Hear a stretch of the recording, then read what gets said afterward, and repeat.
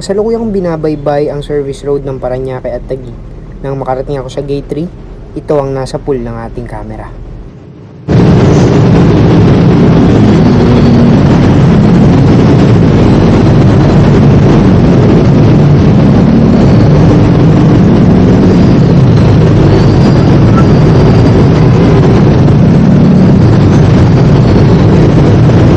Huminto si kuya dito dahil may lubak sa harapan niya bago yung riles ng tren.